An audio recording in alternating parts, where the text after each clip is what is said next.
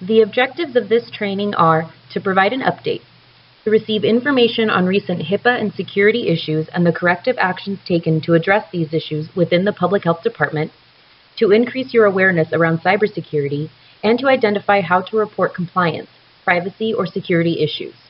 And for those that just can't get enough of this information, we have ways you can get more information and get your questions answered.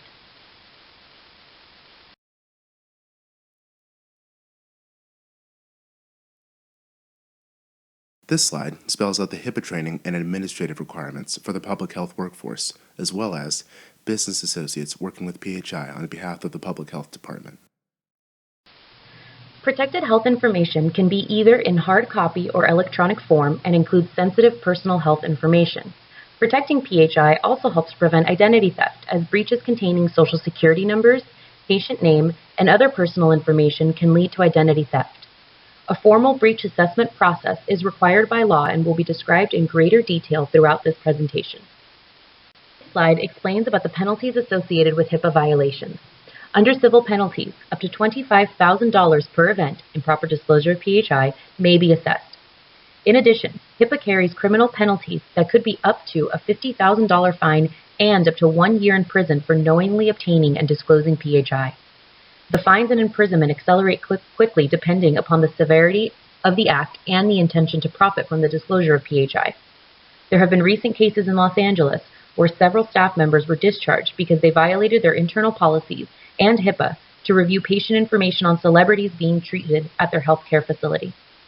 The county is required to notify patients of its policies on safeguarding PHI and does this through its Notice of Privacy Practices. These must be posted on the PhD Internet and must be available to all staff and patients. HIPAA made simple. HIPAA requires us to protect PHI that we maintain or transmit. This includes all information related to a patient's past, present, or future physical and/or mental health conditions. This includes any format. This also includes the 18 identifiers listed on the next slide. This also requires that we maintain information about anyone who is currently alive or has been deceased for less than 50 years. Federal and state laws require that we protect PHI. People who do not protect PHI can be personally subjected to fines and/or criminal penalties. All members of our workforce are required to protect PHI, including staff, students, volunteers, contractors, and business associates.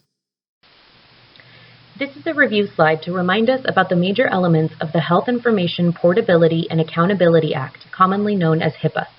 It is our responsibility as service providers to safeguard protected health information, or PHI, as defined in HIPAA. This is information such as patient demographics, social security numbers, or information on even receiving any medical services with PhD. We need to be constantly vigilant to ensure the information in our systems is accurate, to ensure proper treatment, proper contact information, and proper billing. Be sure to prevent patients, family, and friends from seeing other patient information, whether this is in hard copy form or displayed on your monitor. Don't leave eligibility information, treatment information, patient labels, etc. laying around for others to see.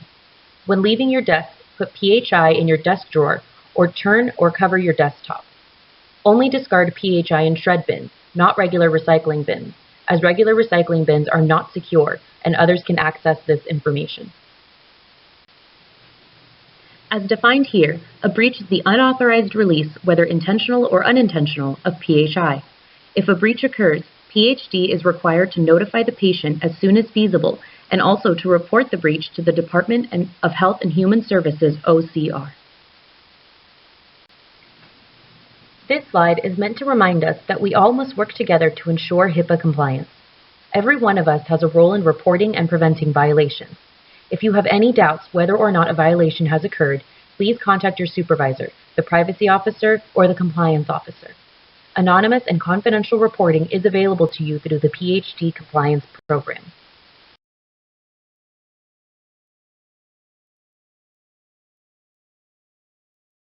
If you suspect a privacy or security breach, you must report it immediately. Please contact the privacy officer, the compliance officer, the security officer, the compliance hotline, and/or your supervisor, or volunteer coordinator.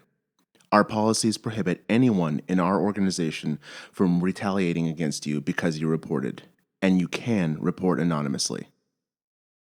Remember, when working with sensitive information, it is crucial that we stop and think about privacy and security risks. A few examples of those can be found on this slide. In this day and age, where many of us are constantly connected online and through social media, it is crucial that we remember that an act does not have to be intentionally malicious to have consequences. Please review the following incident to see how a social media post can violate someone's privacy. It is important to remember that while HIPAA and other privacy laws protect patients' medical information and clinical records, they also serve to protect their image. Taking unsolicited and non-approved photographs can easily constitute a breach. Remember, our patients' privacy is extremely important.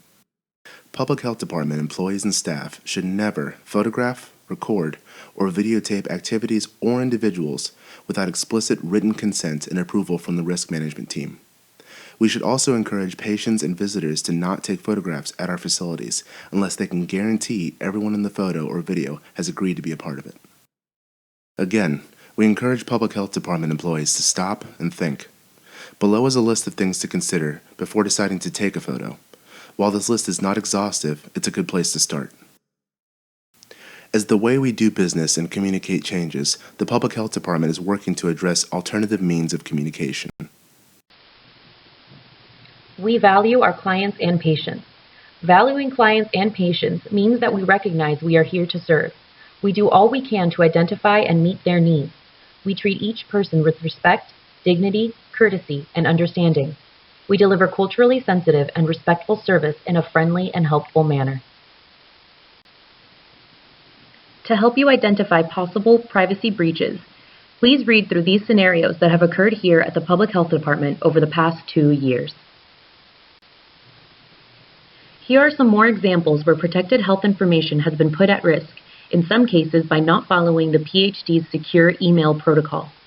Cases involving electronic protected health information trigger a security investigation first, and then, if determined to be a breach, a full privacy investigation. Investigation of a privacy breach must be thorough and can be time-consuming.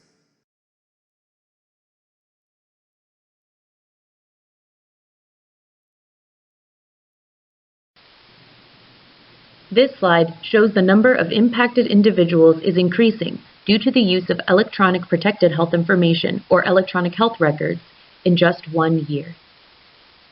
This year, the EPHI trend has expanded to include incidents with cell phones, cameras, and social media. The Public Health Department is also concerned about breaches caused by Public Health Department contractors or business associates. Email with PHI that is not sent via secure email continues to be a problem and results in breaches. If you're sending PHI outside the Santa Barbara County's Outlook email system, even to another healthcare provider, you must use secure email. Just prepare the email as you would normally in Outlook, but in the subject line type secure in brackets without leaving any spaces. That's all you need to do to avoid a problem. How do we know if our safeguarding has been effective and no breaches have occurred? To verify this, we must monitor and audit our processes. Monitoring is the ongoing day-to-day review of operational data and access to PHI. Auditing is a snapshot in time of the safeguarding of PHI. As this slide indicates, to comply with the HIPAA Omnibus Rule, we may only access the minimum amount of PHI necessary for us to treat our patients or to prevent communicable diseases. Auditing and monitoring help us to verify that our staff are adhering to this policy. Random spot checks are necessary to ensure staff are clear about what PHI they can and cannot access. It is also required to ensure that PHD can verify that their staff members are not accessing PHI inappropriately. Luckily, with the implementation of an electronic health record, we can use technology to quickly run reports to review these audit trails. Each program manager and program administrator is responsible for auditing their staff's access to PHI. However, the PhD Privacy Officer, in coordination with the PhD Security Officer under the compliance program, are responsible for auditing staff that access the EHR. If these audits reveal breaches or suspect information, the Privacy and Security Officer are responsible for initiating and conducting an investigation to determine if a breach has or has not occurred. Let's look at a couple examples of violations of the PhD's policies relating to safeguarding PHI. In this example, 2 staff members violated security policies. The first staff member left his or her computer unattended, but not locked or turned off, and another staff member was able to use their session to gain access to PHI they should not have been accessing. In this case, care for the staff member's family member. Both could be subject to disciplinary action and possible penalties if the PHI was disclosed to an individual outside the county. Another example is looking at more information than requested or directed. In this example, an employee uses her access to the EHR to look at patient outcomes not under her care or the care of the primary care provider she supports. Both these examples can be determined by the use of EHR reporting and analyzing audit reports out of the EHR for staff access to PHI.